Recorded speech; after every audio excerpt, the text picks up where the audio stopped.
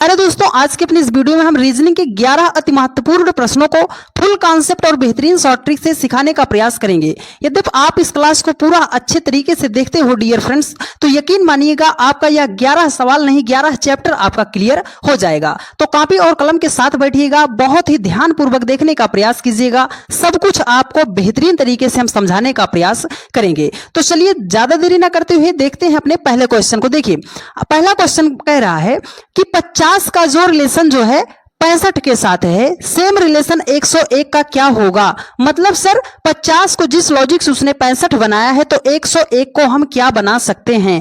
तो अब देखिए, एक तरीका हमें ये साफ साफ दिखाई दे रहा है कि सर 50 से हमें 65 बनाना है, तो 50 में अगर हम 15 को जोड़ देते हैं तो हमारा कितना हो जाएगा, 65 हो जाएगा। ठीक है, अब यहां पर देखिए 101 है, तो 101 में भी हम क्या करते हैं, 15 को ऐड करते हैं, तो हमारे सामने संख्या निकल कर आएगी 116 आ जाएगी। पर देखिए सर जी 116 हमारा ऑप्शन में नहीं दिया गया है, तो अब हम क्या करेंगे, इस लॉजिक से हमारा सवाल जब सॉल्व नहीं हुआ तो हमें क्या करना है। तो मेरे बहुत सारे भाई इसको छोड़कर स्किप करेंगे, लेकिन आपको बता रहे हैं हम कॉन्सेप्ट। जब तक आपका कॉन्सेप्ट पर पकड़ नहीं रहेगा डियर फ्रेंड्स, आपका सवाल सॉल्व नहीं होगा। तो देखो कॉन्सेप्ट आप समझ लो, सबसे फर्स्ट प्रायोरिटी जो देनी पड़ती है आपको, वो देनी पड़ती है प्राइम नंबर को। सेकंड प्रायोरिटी जो देनी पड़ती है वो देनी पड़ती है स्क्वायर को देनी पड़ती है। थर्ड प्रायोरिटी जो देनी पड़ती है वो आपको क्यूब को देनी पड़ती है। और 4 नंबर पे प्रायोरिटी आपको डिवाइड को देना है। 5 नंबर पे मल्टीप्लाई करना है। 6 नंबर पे आपको एडिशन करना है और 7 नंबर पे आपको सब्ट्रैक्ट करना है, घटाना पड़ता है। लेकिन चेक आपको प्राइम नंबर से ही करना पड़ेगा। तो देखो 50 आपका प्राइम नंबर नहीं है। जब प्राइम नंबर नहीं है तो प्राइम नंबर का कॉन्सेप्ट हमारा समाप्त हो गया। हमें चेक करना है स्क्वायर। अगर हम सर 50 का स्क्वायर करेंगे फिर तो बहुत बड़ी संख्या हो जाएगी, 65 तो आने से रही, तो हम क्या करेंगे। लेकिन हमें तो अगर करना स्क्वायर है तो हम कोई दूसरा लॉजिक लगा के भी तो स्क्वायर कर सकते हैं। कैसे करना है आइए आपको बताते हैं। देखो यहां पर लिखा है 50, अगर हम 50 को लिखना चाहते हैं तो क्या लिख सकते हैं, 7 का स्क्वायर कर देंगे तो 7 7 कितना हो जाएगा, 49 हो जाएगा। अगर हम उसमें 1 को जोड़ दे रहे हैं तब तो 50 बन गया कि नहीं बन गया। आप बोलोगे हाँ सर ये बन गया। यहां पर लिखा है 65, अब 65 को उसी लॉजिक से अगर हम बनाए तो 8 का स्क्वायर कर देंगे 64, और उसमें अगर 1 को हमने जोड़ दिया तो हो गया हमारा 65 हो गया। तो यहां पर देखिए 101 लिखा है, तो अगर हम 10 का स्क्वायर करते हैं तो 100 हो जाएगा, और उसमें 1 को जोड़ देते हैं तो 101 हो जाएगा। लॉजिक आपको इन बड़ी बड़ी संख्या से नहीं ढूंढना है, लॉजिक आपको ढूंढना है इन छोटी छोटी संख्याओं से। तो देखो 7 के बाद अगली संख्या 8 होती है। अब यहां पर 10 है तो 10 के बाद अगली संख्या क्या होती है, 11 होती है। हर एक संख्या का हमने स्क्वायर किया है डियर फ्रेंड्स, स्क्वायर कर दिया। हर एक संख्या में हमने एक एक्स्ट्रा ऐड किया है, यहां पर भी ऐड कर दिया। तो 11 का स्क्वायर कितना होता है, 121 हो जाएगा। उसमें हमने 1 को जब प्लस कर दिया तो ये हो जाएगा हमारा 122, मतलब 122 हो जाएगा। हाँ सर 122 जो है ऑप्शन सी में दिया गया है, और यही आपका राइट आंसर हो जाएगा। उम्मीद करते हैं आप सभी लोगों ने मेरी इतनी बातों को बहुत ही बेहतरीन तरीके से समझने का प्रयास किया होगा। तो चलिए डियर फ्रेंड्स चलते हैं नेक्स्ट क्वेश्चन पर।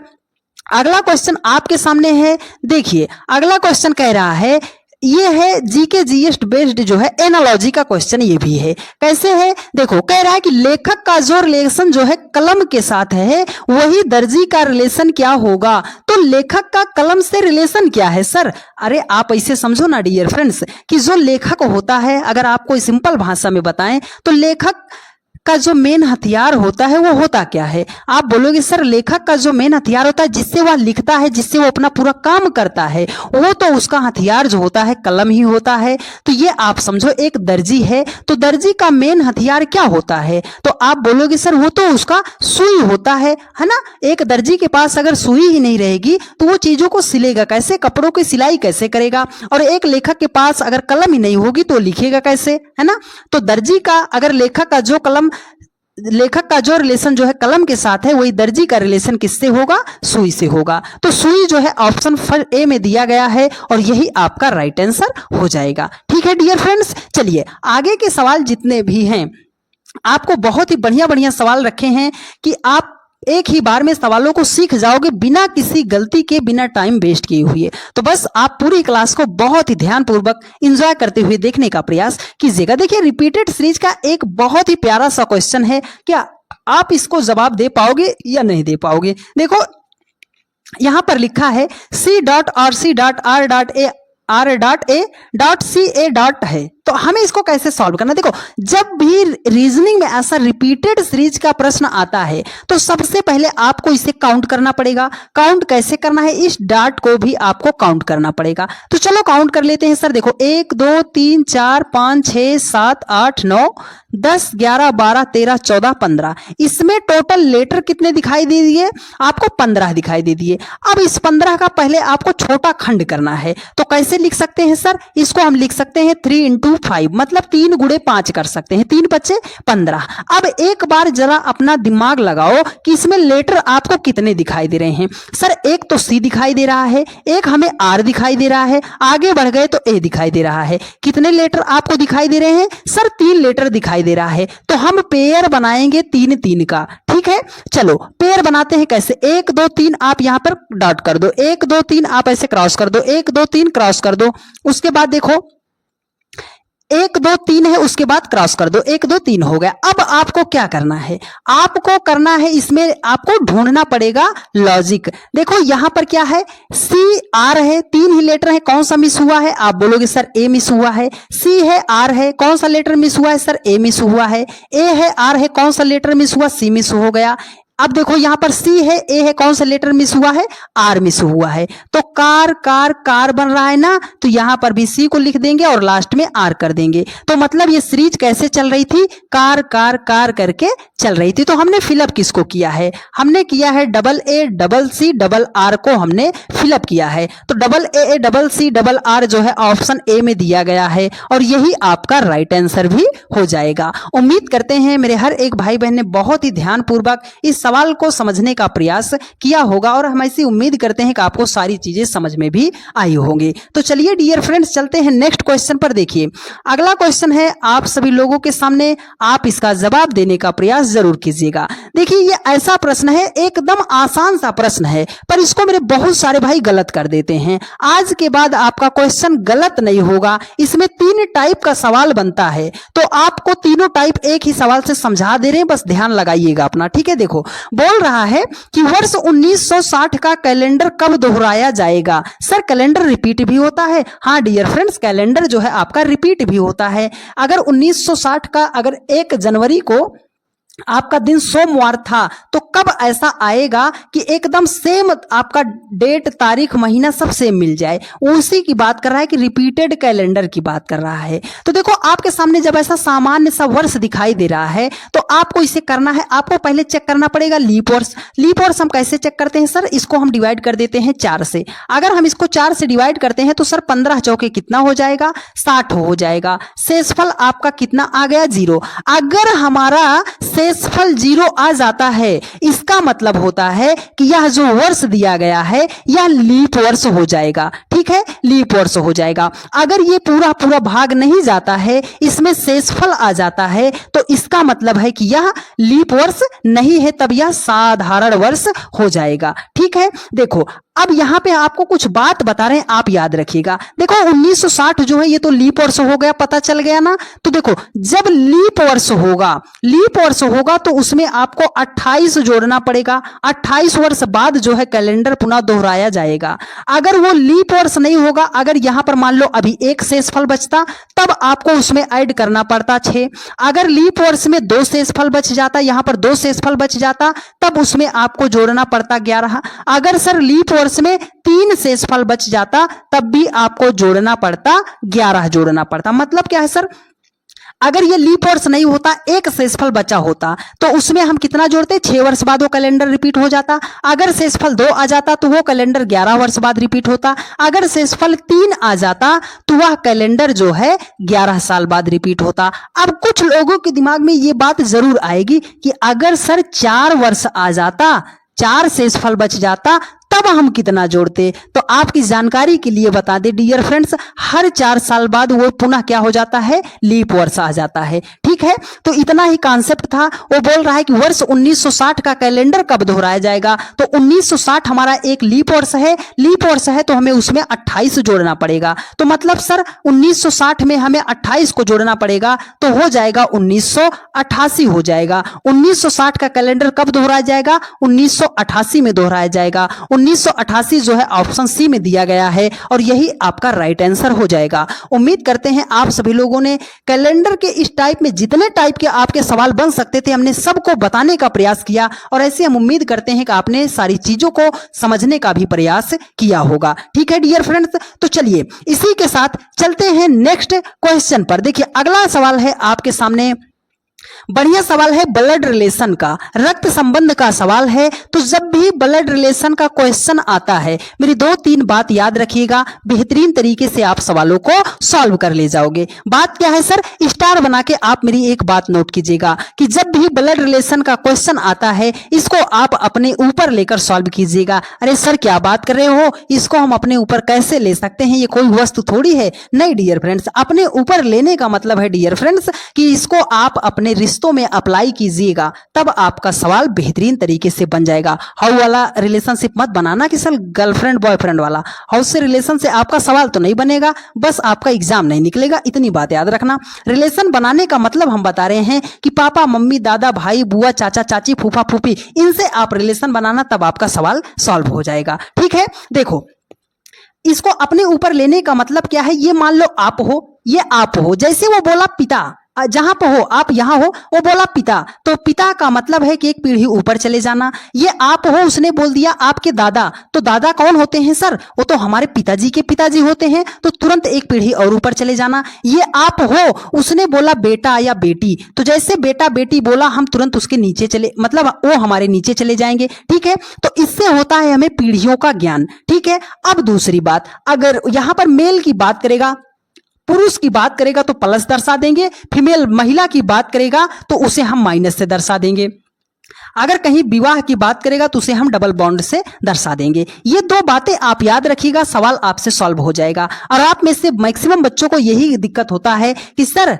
सिंपल सा सवाल तो हमसे बन जाता है, लेकिन जब इशारों वाला सवाल आता है तो इशारों में ही तो गड़बड़ हो जाती है। लेकिन गड़बड़ नहीं होगा, आपको ग्राफ के माध्यम से बताएंगे। देखो बोल रहा है कि एक लड़के की ओर संकेत करते हुए प्रिया ने कहा, देखो ये प्रिया है, लड़का कहीं है अभी हमें नहीं पता, ये प्रिया है किसी लड़के की ओर देख रही है और उससे बोल रही है कि वह जो लड़का है वह मेरे दादा, किसके दादा, प्रिया के दादा। तो दादा सर कैसे होंगे प्रिया के कोई पापा होंगे, और पापा के जो पापा होंगे वही प्रिया के दादा होंगे। ठीक है, तो प्रिया के दादा है ना, प्रिया के दादा के इकलौते पुत्र, मतलब प्रिया के पापा का वह इकलौता पुत्र है। अच्छा सर ये लड़का जो है प्रिया के दादा के इकलौते पुत्र का वो लड़का है, तो बोल रहा है कि वह लड़का प्रिया से कैसे संबंधित है, मतलब ये जो लड़का है वो प्रिया का क्या लगेगा।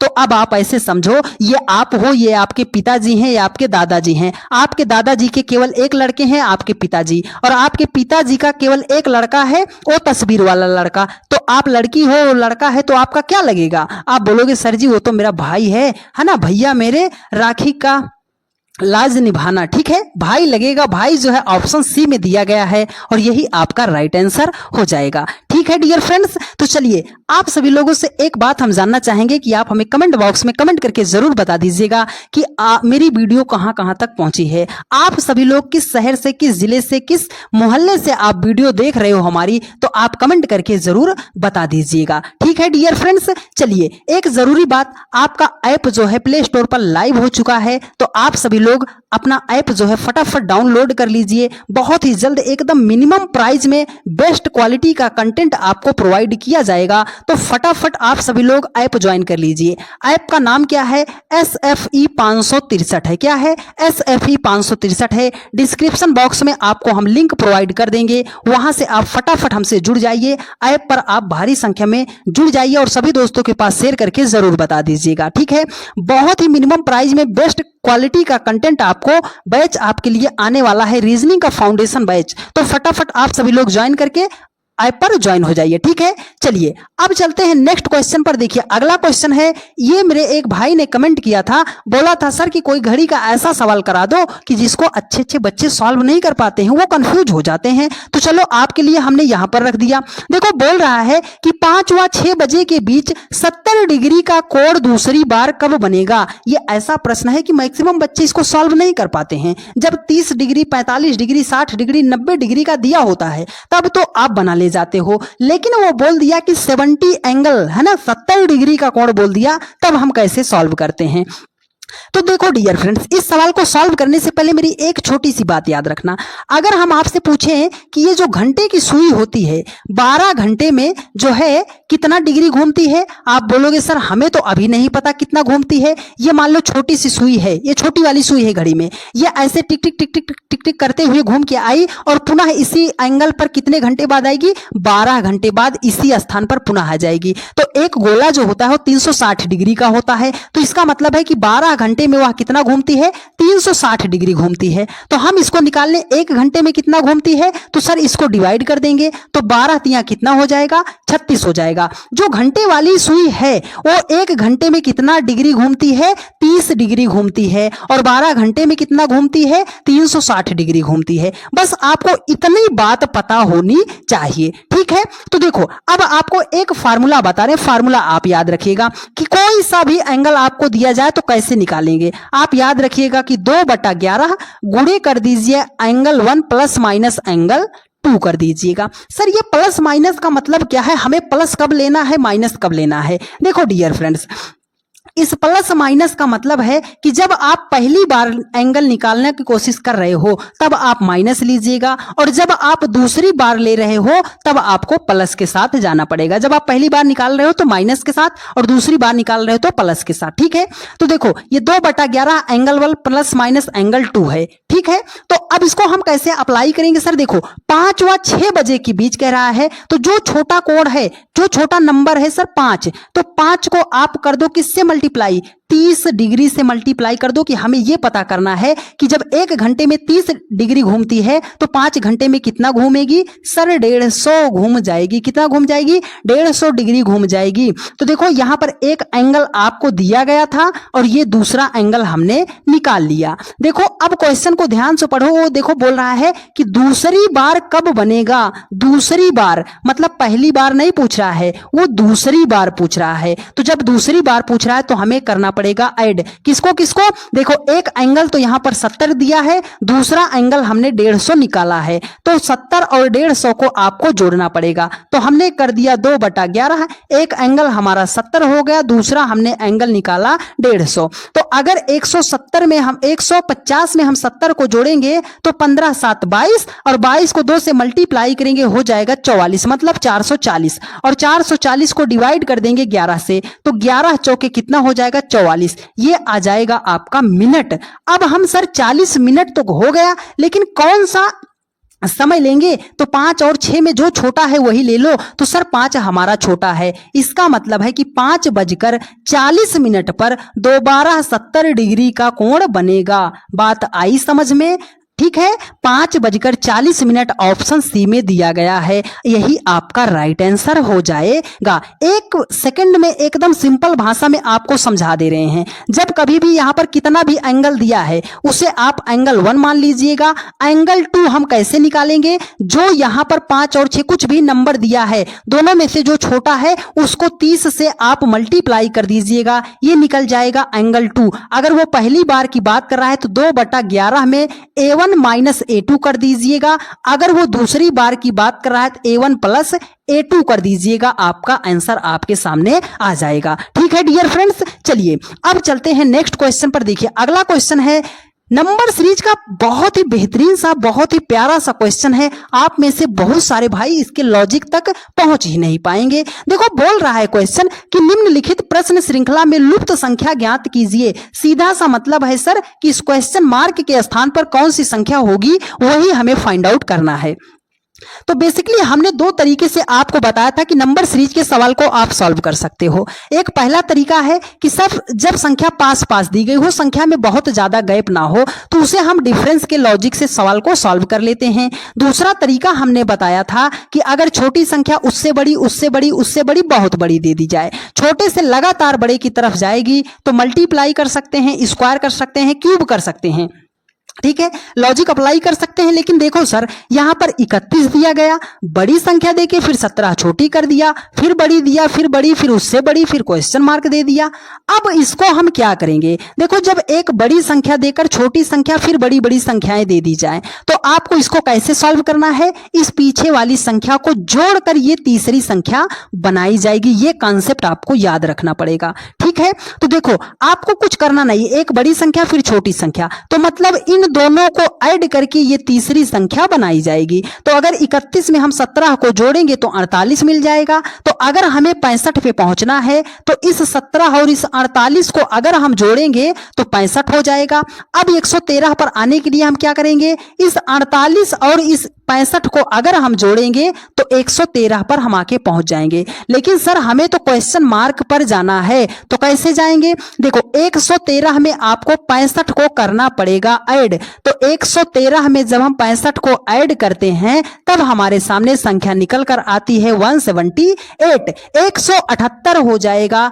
ऑप्शन डी में दिया गया है 178 और यही आपका राइट आंसर हो जाएगा। बहुत ही बढ़िया सवाल था, तो इस क्वेश्चन का आप स्क्रीनशॉट जरूर ले लीजिएगा कि भविष्य में ऐसा प्रश्न आपको गलत ना हो, ठीक है। चलिए डियर फ्रेंड्स, देखिए अगला सवाल है आपके सामने। ये क्वेश्चन है डायरेक्शन टेस्ट का सवाल है, दिशा परीक्षण का सवाल है। एकदम बेहतरीन तरीका बताएंगे सेकंडों वाला कि आप सेकंडों में ऐसे प्रश्नों को कैसे सॉल्व कर सकते हो। बस मेरा 2 वर्ड याद रखिएगा। 2 वर्ड का मतलब क्या है? अगर आप घड़ी में चलते हो तो एक क्लॉकवाइज चलते हो, दूसरा एंटी क्लॉकवाइज चलते हो। क्लॉकवाइज का मतलब हमने क्या बताया? दक्षिणावर्त चलते हो, एक हो जाता है हमारा वामावर्त हो जाता है, ठीक है, वामावर्त। जब भी दक्षिणावर्त दिया जाएगा उसे आप प्लस साइन से दर्शा दीजिएगा, जब भी वामावर्त दिया जाएगा उसे आप माइनस साइन से दर्शा दीजिएगा, ठीक है। दक्षिणावर्त आप प्लस कीजिएगा, वामावर्त माइनस कीजिएगा। अब एक चीज और याद रखिएगा कि दिशा 4 होती है। एक तो आपकी ऊपर जो होती है मैप में वो होती है आपकी उत्तर, और जस्ट उसके अपोजिट दक्षिण, राइट दाहिने साइड आपका पूरब होता है, बाएं साइड आपका पश्चिम होता है। इतनी बात अगर आपको पता है तो ये इतना बढ़िया सवाल महज 2 सेकंड में सॉल्व हो जाएगा, ठीक है डियर फ्रेंड्स। देखो, हर एक एंगल कितने डिग्री का? 90 डिग्री का होता है। अगर वो 45 डिग्री घूम रहा है तो इसका मतलब है आधा आधा घूम रहा है, ठीक है। अब सवाल को पढ़ते हैं। देखो, कह रहा है कि ऋतु उत्तर दिशा की ओर देख रही है, वह दक्षिणावर्त दिशा में 90 डिग्री घूमती है। दक्षिणावर्त बोल दिया, इसका मतलब हमने ले लिया प्लस, कितना डिग्री है? 90 डिग्री है। फिर वह दक्षिणावर्त दिशा में 135 डिग्री घूमती है। पुनः वह दक्षिणावर्त मतलब हमने प्लस, उसको प्लस से दर्शा दिया, ठीक है। और फिर वामावर्त दिशा में 270, वामावर्त बोल दिया तो हमने कर दिया उसको माइनस, ठीक है। अब ऋतु किस दिशा में देख रही है? तो हमें क्या करना? जो प्लस प्लस है उसे जोड़ लो, जो माइनस है उसे घटा दीजिएगा। तो अगर हम 135 में 90 को जोड़ते हैं तो हमारे सामने संख्या हो जाएगी 225 डिग्री। अब 225 है, यहां पर 270 डिग्री है। 270 से आप 225 को अगर माइनस कर रहे हो तो 45 डिग्री आ जाएगा। देखो, दोनों संख्या में बड़ी देखने में कौन है? आप बोलोगे सर 270 बड़ी है, तो जो संख्या बड़ी है चिन्ह उसी का लगेगा, तो माइनस हमने लगा दिया। माइनस का मतलब हमने क्या बताया था? वामावर्त। हमने क्या बताया था? वामावर्त बताया था, मतलब लेफ्ट साइड घूमना है। तो देखो, यहां पर हमने ऐसे ग्राफ ड्रा किया, वो उत्तर दिशा की तरफ, यही साइड तो वो देख रही थी, उसका मुख इसी दिशा में था। वो बोल रहा है यहां पर देखो कितना आया, 45 डिग्री। अगर वो यहां तक घूमती तो 90 डिग्री घूमती, लेकिन वो घूमी है 45 डिग्री। इसका मतलब अभी वो उसका मुख यहां है, तो ये हमारा उत्तर होता था, ये हमारा पश्चिम होता था। ना तो वो उत्तर में है ना तो पश्चिम में है, वो है उत्तर और पश्चिम के बीच। तो इस दिशा को क्या बोलेंगे? उत्तर और पश्चिम बोलेंगे। तो उत्तर पश्चिम ऑप्शन सी में दिया गया है और यही आपका राइट आंसर हो जाएगा। अब जाइए, किताब कोई सा भी उठाइए, कोई सा भी सवाल बनाइए, विदिन सेकंड में आपसे सवाल बन जाएगा। ठीक है, चलिए अब चलते हैं एक बेहतरीन से सवाल पर। देखिए अगला सवाल है आपके सामने। सर ये तो क्वेश्चन है सिटिंग अरेंजमेंट का। हाँ डियर फ्रेंड, सिटिंग अरेंजमेंट का क्वेश्चन है, आप इसे ही तो सबसे ज्यादा टाइम लेते हो सॉल्व करने में। अरे सिटिंग अरेंजमेंट का ही क्वेश्चन है जो आप सबसे ज्यादा गलत करते हो। दायां बायां ऊपर नीचे लेफ्ट राइट करके पूरा दिमाग खराब हो जाता है। सर जी आता नहीं है, लेकिन आज आ जाएगा, विद इन सेकंड में सॉल्व करोगे। कॉपी कलम साइड रखिए, अपना स्क्रीन पर आप नजर रखिए, समझा दे रहे हैं। देखो बोल रहा है कि 6 लोग राज, श्रुति, प्रिया, मोहन, अजीत और गीत एक वृत्ताकार मेज के चारों ओर अंदर की ओर मुख करके बैठे हैं। कितने लोग बैठे हैं? 6 लोग बैठे हैं। कैसे बैठे हैं? सर वृत्ताकार बैठे हैं। तो देखो जब वृत्ताकार की बात करेगा तो हम इनको ऐसे बैठा दे रहे हैं। किधर किधर देख रहे हैं? सब सेंटर की तरफ मुख करके बैठे, सभी लोग अंदर की तरफ देख रहे हैं। ठीक है, एक फिगर पर आपको काम नहीं करना, दूसरा फिगर आप जरूर ड्रा कर लीजिएगा। ठीक है, अब देखो यहां से, अब बैठाओगे कहां से? जहां पर ये हमारा कर्सर है, इस बिंदु को आप नोट कर लीजिएगा। कोई भी व्यक्ति पहला बैठाओगे तो आप यहीं से बैठाओगे। ठीक है, देखो कह रहा है कि मोहन, तो जैसे ही मोहन कहा हमने मोहन को लिख दिया। ये जो मोहन है वो प्रिया के दाएं और दूसरे स्थान पर बैठा है। ठीक है, ये जो मोहन है प्रिया के दाएं ओर, यहां से बायां हो जाएगा तो यहां पे होगा हमारा प्रिया। तो प्रिया के दाएं ओर दूसरा स्थान, ये पहला स्थान, ये दूसरा स्थान सेट कर दिया हमने। अब देखो और प्रिया जो है राज के बाईं ओर तीसरे स्थान पर बैठी है। ये जो प्रिया है राज के बाईं ओर, तो इसका इधर क्या हो जाएगा? ये दायां हो जाएगा, इसका इधर दायां हो जाएगा। राज को कहां बैठाएं किसका बायां हो जाए? सर अगर राज इधर बैठेगा तब तो ये दायां, यहां कहीं बैठाते हैं। चौथे नंबर पे 1 2 3, तो ये हो जाएगा हमारा राज। देखो राज का ये बायां हो जाएगा ना, उत्तर की तरफ मान लो सबका मुख है, तो आपका जो बायां है वही इनका बायां है, तो बाईं और तीसरे स्थान पर हो जाएगी प्रिया। ठीक है, अजीत जो है मोहन के दाईं ओर दूसरे स्थान पर बैठा है। अजीत जो है मोहन के दाईं ओर, सर मोहन तो यहां है, अजीत इसके दाईं ओर, तो दायां तो यही हो जाएगा, अजीत हमारा यहां आ गया। अच्छा सर दाईं ओर दूसरे स्थान पर बैठा है। देखो और गीत जो है मोहन के बगल में नहीं बैठी है। गीत जो है मोहन, मोहन यहां पर है, गीत यहां नहीं बैठी है, तो बैठी कहां? एक ही स्थान बच रहा है, गीत हमारी यहां बैठी है। तो जब गीत हो गई तो कितने लोग हो गए? एक ही नाम बच रहा है, वो बच रहा है श्रुति का बच रहा है। देखो बोल रहा है कि गीत के दाईं ओर चौथे स्थान पर कौन बैठा है? तो गीत है कहां? सर ये गीत यहां पर है, इसका दायां ओर, तो इसका दायां ओर किधर हो जाएगा? इसका दायां ओर गीत के दाईं ओर चौथे स्थान पर, तो दायां तो इसका सर ऐसे हो जाएगा। तो दायां ओर चौथे स्थान पर कौन बैठा है? 1 2 3 4, चौथा स्थान आर है। आर से हमने राज को लिखा था, चौथा स्थान किसका है? राज का है। तो गीत के दाईं और चौथे स्थान पर कौन बैठा है? राज बैठा है। राज ऑप्शन बी में दिया गया है, और बी ऑप्शन जो है ऑप्शन सी के स्थान पर है। तो जरा ध्यान से ऑप्शन आप टिक कीजिएगा। उम्मीद करते हैं आप सभी लोगों ने सिटिंग अरेंजमेंट के इस बेहतरीन से सवाल को बहुत ही ध्यानपूर्वक समझने का प्रयास किया होगा, और आपको मेरी सारी बातें समझ में भी आई होंगी। ठीक है डियर फ्रेंड्स, तो चलिए अब चलते हैं आज के अपने थंबनेल वाले सबसे लास्ट क्वेश्चन पर, जिसका आप सभी लोगों को बेसब्री से इंतजार था कि sir missing number missing number missing number. अगर आपका वर्ग में मिसिंग नंबर का क्वेश्चन आता है सर, तो यह हमसे सॉल्व ना हो पाता, पल्ले ना पड़ता मेरे कि सर इसको हम सॉल्व कैसे करेंगे। तो आज आपके पल्ले भी पड़ेगा, और यकीन मानिएगा कि अगर मेरी एक एक बात को आपने शिद्दत से समझने का प्रयास किया तो इसी एक सवाल से आप पूरा चैप्टर भी सॉल्व कर ले जाओगे। लेकिन मेरी बात को ध्यानपूर्वक समझना पड़ेगा। देखो बोल रहा है कि लुप्त संख्या ज्ञात कीजिए, मतलब इस क्वेश्चन मार्क के स्थान पर कौन सी संख्या होगी फाइंड आउट करना है। तो पहले हम जानेंगे कॉन्सेप्ट। पहला कॉन्सेप्ट क्या कहता है कि सर जिधर सबसे बड़ी बड़ी संख्या दी जाए उसी दिशा में हम चल पड़ते हैं। मतलब क्या करने के लिए सर? सवाल को सॉल्व करने के लिए। अब दूसरा कॉन्सेप्ट याद रखिएगा कि अगर छोटी छोटी संख्या से बड़ी संख्या बनानी है तो वहां पर मल्टीप्लाई कर लीजिएगा, स्क्वायर कर लीजिएगा, क्यूब कर लीजिएगा। बात याद हो गई। पहली बात, जहां पर सबसे बड़ी बड़ी संख्या दिखेगी उसी दिशा में सवाल को सॉल्व करना है। दूसरी बात, अगर छोटी छोटी संख्या से हमें बड़े संख्या पे जाना है तो मल्टीप्लाई, स्क्वायर और क्यूब कर लेते हैं। ठीक है, तो चलो देखते हैं। देखो यहाँ पर है 7 है, 8 है, 9 है, 4 है, 2 है, क्वेश्चन मार्क, 407, 520, 756। सर सबसे बड़ी बड़ी संख्या कहाँ है? नीचे दिखाई दे रही है। तो जब नीचे दिखाई देगी इसका मतलब है हमें ऊपर से नीचे की तरफ सवाल को सॉल्व करना पड़ेगा। ठीक है। अब दूसरी बात, 7 और 4 से हमें 407 बनाना है। अरे सर छोटी छोटी संख्या से हैवी संख्या बनाना है, बड़ी संख्या बनाना है, तो मल्टीप्लाई स्क्वायर क्यूब करने में हम जरा सा भी कतराएंगे नहीं। अगर 7 चौके करेंगे तो 28 हो जाएगा। 407 तो भविष्य में नहीं आएगा मल्टीप्लाई करके। अच्छा सर 8 दूनी 16 हो जाएगा, 520 तो नहीं आएगा। तो स्क्वायर और क्यूब करना है। तो देखो पहली प्रायोरिटी आप देना कि किसी संख्या का स्क्वायर या क्यूब तब तक करो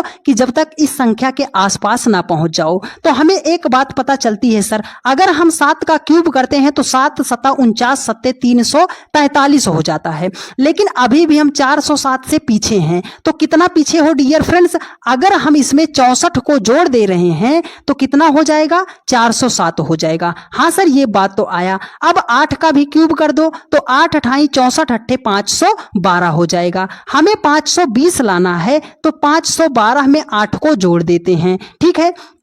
देखो सर यहां पर तो हमारी दूसरी भी संख्या थी, हमने 64 कहां से ले लिया? इसी संख्या का क्यूब, 4 का क्यूब ही तो 64 होता है, 2 का क्यूब ही तो 8 होता है। हाँ सर होता है। तो देखो 9 का जब आप क्यूब करोगे तो 9 नाम 81 नब्बे हो जाएगा, 729 हो जाएगा। तो 729 में हम कितना जोड़े कि 756 पे आ जाएं? आप बोलोगे सर हम अगर 27 को जोड़ देते हैं तो 756 पे आ जाएंगे। तो देखो जैसे यहां पर 8 लिखा था वो किसी संख्या का क्यूब था कि नहीं था? आप बोलोगे था सर। तो ये 27 जो है किस संख्या का क्यूब है? आप बोलोगे सर ये तो 3 का क्यूब है, 3 त्रिक काम 9 त्रिक 27। मतलब इस क्वेश्चन मार्क के स्थान पर कौन सी संख्या होगी? 3 होगी। 3 ऑप्शन डी में दिया गया है और यही आपका राइट आंसर हो जाएगा।